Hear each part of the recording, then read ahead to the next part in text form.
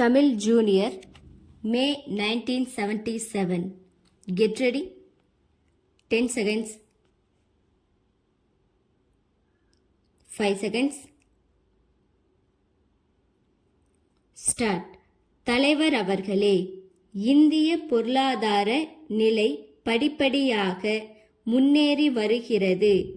இந்த ஆண்டில் நிலைமை மேலும் திருப்திகரமாக இருக்கக்கூடிய வாய்ப்புகள் உள்ளனவென்றும் உலக பங்கின் அறிக்கை ஒன்று கூறுகிறது. ஆனால் அதற்குள்ள 2 குறைபாடுகளையும் அந்த அறிக்கை கூறியுள்ளது.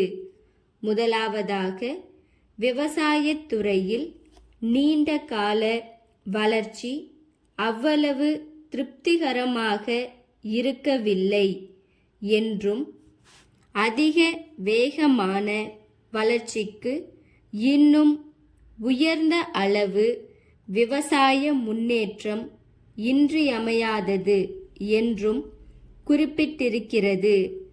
இரண்டாவதாக, தொழில்துறையில் காணப்படும் ஒருவித மந்தமான போக்கையும் அந்த அறிக்கை விமர்சித்திருக்கிறது. அதற்கான காரணங்களை ஆராயும் வகையில் தொழிலுக்கு வேண்டிய மூலப்பொருள்கள் வேண்டிய அளவுக்கு கிடைக்கவில்லை, உற்பத்தியான பொருள்களுக்கு கிராக்கி மிகவும் குறைந்துள்ளது, அது மட்டுமின்றி மின்சக்தி கிடைப்பதில் ஏற்பட்ட சிரமங்களுமாக சேர்ந்து தொழில்துறையில் இந்த மந்த நிலைமை ஏற்பட்டன. சென்ற மார்ச் மாதம் முடிவடைந்த கடந்த ஆண்டில் தொழில் உற்பத்தி 5% அதிகமாக இருந்தது. அதற்கு முந்தைய ஆண்டில் 2% தான் உற்பத்தி அதிகமாகிற்று.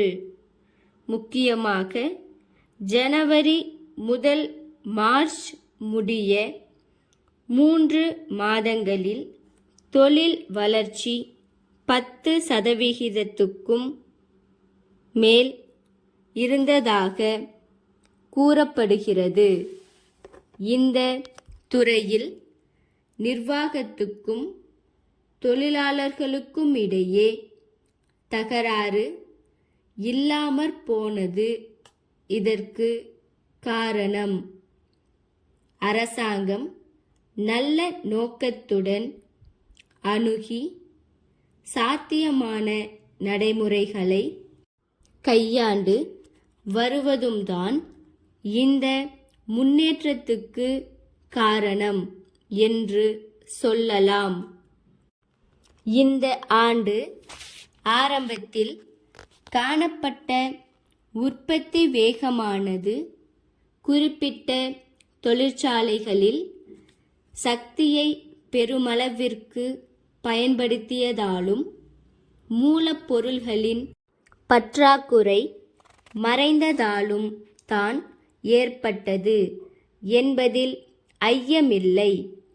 உற்பத்தி வளர்ச்சியின் வேகம் அதிகரித்தால்தான் தேசிய வருமானமும் வேலை வாய்ப்புகளும் அதிகரிக்கும்.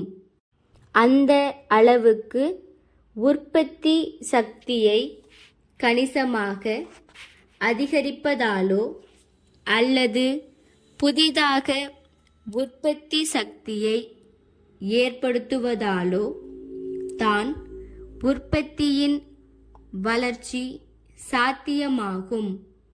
இந்த விஷயத்தில் அரசாங்கம் தாராளமான கொள்கையுடன் செயல்பட்டு வருவது அனைவரும் வரவேற்கத்தக்கது.